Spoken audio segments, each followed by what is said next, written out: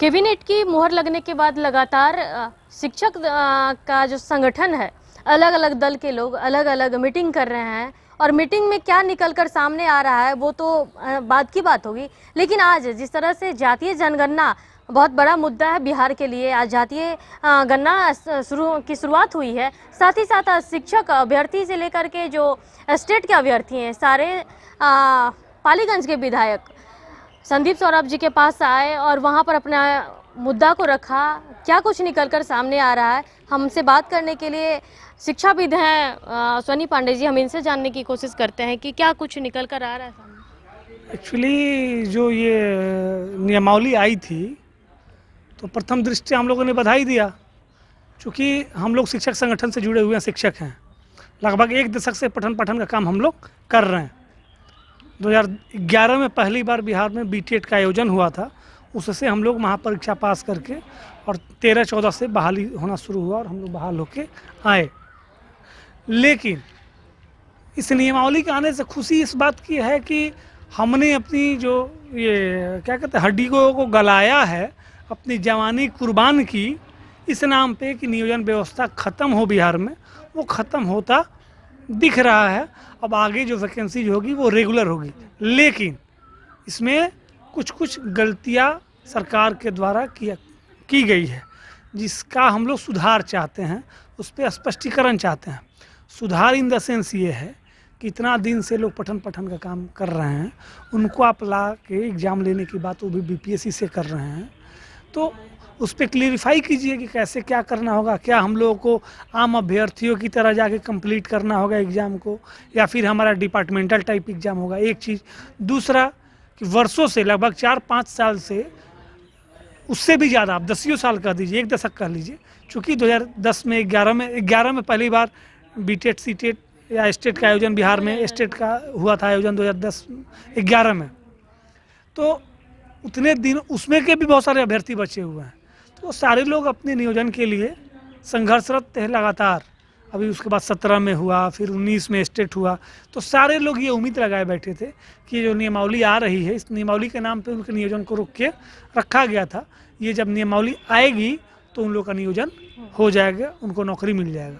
लेकिन इस नियमावली के नाम पे उन लोगों के ऊपर भी लाके एक परीक्षा थोप दिया गया है, जो सरासर गलत है।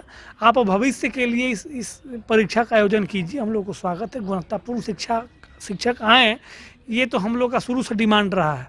हम लोग खुद इस डिमांड को करते रहे हैं कि नहीं, गुणवत्तापूर्ण शिक्षा बिहार के स्कूलों में, सरकारी स्कूलों में होनी चाहिए। सरकारी स्कूलों को एक मतलब निगेटिव प्लेस के रूप में से सरकारी शिक्षकों को खलनायक की भूमिका में दिखाया जाता है कि इनको कुछ नहीं होता, इनको कुछ नहीं आता। इससे मुक्ति हम लोग भी पाना चाहते हैं, लेकिन ये गलत तरीके से किया गया है। चूँकि 8-8, 10-10 साल से अभ्यर्थी जो है वो लड़ाई लड़ रहे थे कि उनकी वैकेंसी हो, उनकी बहाली हो, और अचानक से आप उनके ऊपर एक नया ये थोप देते हैं परीक्षा। ये सरासर गलत है। इतने दिन सब शिक्षक पढ़ा रहे हैं, अभी तक योग्य थे, अब आप ये कर रहे हैं तो ठीक है। अब हम परीक्षा से भागने वाले लोग नहीं हैं। मैंने इससे पहले वाले इंटरव्यू में भी कहा था कि हम लोग भागने वाले लोग नहीं हैं, हम परीक्षा से भाग नहीं रहे। लेकिन हम लोग स्पष्टीकरण चाहते हैं कि आप क्लियरिफाई करिए। कैसे, जैसे कल मुख्यमंत्री जी का बयान आया है कि नई जो बहाली होगी वो सरकारी होगी, वो लोग सीधे सरकारी कर्मचारी होंगे, और जो नियोजित शिक्षक हैं उनका भी पैसा हम बढ़ा देंगे। हम लोग पैसा के लिए मरे जा रहे हैं। अरे हम लोगों को भी अपना कर्मचारी घोषित करिए। तरीका आपने जो अपनाया वही वो अपनाइए, या कोई भी अपनाइए, लेकिन हम लोग को राज्यकर्मी का दर्जा नियोजित शिक्षकों को भी चाहिए। आप बगना नहीं सकते हमको। आप एग्ज़ाम ले रहे हैं, लीजिए एग्ज़ाम, लेकिन हमारा डिपार्टमेंटल एग्ज़ाम हो, हम नियोजित शिक्षक।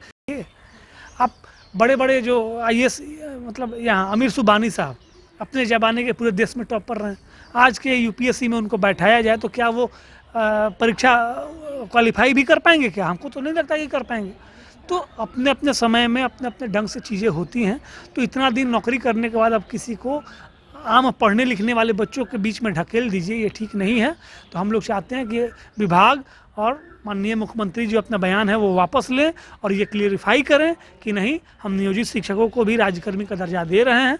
अगर ठीक है आप एग्ज़ाम का ही प्रावधान कर रहे हैं तो वो डिपार्टमेंटल टाइप एक छोटा मोटा एग्ज़ाम लेके आप हमारे स्किल्ड को टेस्ट कर सकते हैं। अब देखिए, एक तरफ माननीय मुख्यमंत्री कहते हैं कि हमारे जो सातों दल हैं वो मिलके जो कैबिनेट में मोहर लगी है सबकी सहमति थी। वहीं जो भाकपा माले के विधायक हैं वो कह रहे हैं कि जितने भी विधायक दल के हैं वो कह रहे हैं कि हमें पता तक नहीं था कि हम लोग की सहमति बनी ही नहीं थी। तो क्या लग रहा है कि ये मतलब अपने मर्जी से सब कुछ को तैयार किया गया है, किसी से सहमति नहीं ली गई, ना जो शिक्षक नेता उनसे पूछा गया, ना उनके विधायक दल में थे उनसे पूछा गया, तो मतलब खुद की मर्जी ये बिल्कुल इसको आप कह सकती हैं, क्योंकि कल जो मुख्यमंत्री जी ने बयान दिया उस हिसाब से तो उन्होंने कहा कि महागठबंधन के जितने भी घटक दल हैं सब लोगों ने मिल के ये निर्णय लिया है। लेकिन आज हम लोग यहाँ इकट्ठा हुए हैं तो आपने देखा कि प्रमुख घटक दल 12 विधायक केवल CPI-ML के हैं और बाकी और कम्युनिस्ट पार्टियां, वामपंथी पार्टियां हैं, कांग्रेस है, सारे लोग तो विरोध कर रहे हैं। वो लोग कह रहे हैं कि हम लोग से कुछ पूछा ही नहीं गया। आपने स्पष्ट रूप से आपने बाइट लिया होगा, ऑन एयर हुआ है भाकपा माले के नेताओं का बयान। तो ये सरासर गलत है, इसमें संशोधन की ज़रूरत है और हठधर्मिता किसी चीज़ में ठीक नहीं है। बैठ के बात करके इसका निष्कर्ष निकालना ही पड़ेगा, तब जाके बिहार की शिक्षा व्यवस्था पटरी पे आएगी। आज देखिए जो 7वें चरण के अभ्यर्थी हैं वो लोग भी संदीप सौरभ जी के पास गए। आज नियोजित शिक्षक जो आप लोग हैं वो लोग भी गए। वो लोग कल से फिर से गर्दनी बाग धरना स्थल पे बैठ रहे हैं। नियोजित शिक्षक क्या कर रहे हैं? नियोजित शिक्षकों का अभी बैठक चल रहा है माननीय विधायक जी के नेतृत्व में। जो ये फैसला होगा वो क्षण क्या आएगा तो आपको मीडिया के माध्यम से और उनके माध्यम से और हम लोग के माध्यम से आपको पता चल जाएगा। अभ्यर्थी कर रहे हैं तो अभ्यर्थियों का जायज़ है, करना चाहिए। कारण ये है कि वो लोग काफ़ी प्रताड़ित हुए हैं, लगभग 4-5 साल से वो लोग आंदोलन ही कर रहे हैं और उन लोगों को इस नाम पे रखा गया था कि नियमावली आ रही है, बहुत जल्द तुरंत हो जाएगा बहाली। रोज़ शिक्षा मंत्री जी ट्वीट करते थे, खुद शिक्षा मंत्री जी के कार्यालय से जो नियमावली दिखाई गई, जो ड्राफ्ट ये हुआ उसको पलट दिया गया। खुद उनके कार्यालय से और उनके द्वारा रोज़ मीडिया में आके बाइट देना, ट्वीट कर देना कोई चीज़ों को कि जिला कैडर बना रहे हैं, सारी नियोजन इकाइयों को भंग कर रहे हैं, तो ये सुविधा दे रहे हैं, वो खुद लीक करते थे लोग, खुद खबर छपवाते थे। और आज चीज़ों को यूँ अचानक से बदल देना, ये कहीं ना कहीं दाल में काला लग रहा है। बाइस्ड होकर लिया गया फैसला है।